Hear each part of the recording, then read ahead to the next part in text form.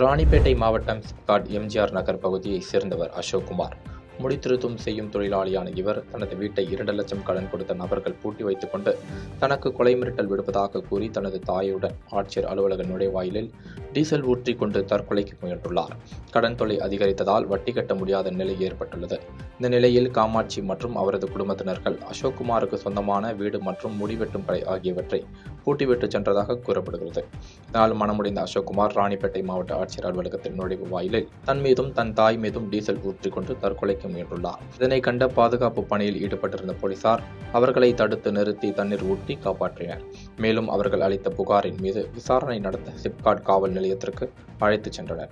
இதனால் அப்பகுதியில் சிறிது நேரம் பரபரப்பு ஏற்பட்டது.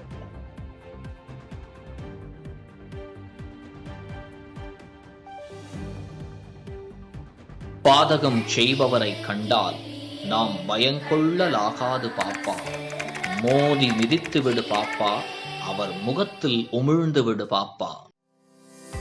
அண்மை செய்திகளை உடனுக்குடன் தெரிந்து கொள்ள இணைந்திருங்கள் இயம்நாடு தொலைக்காட்சியுடன்.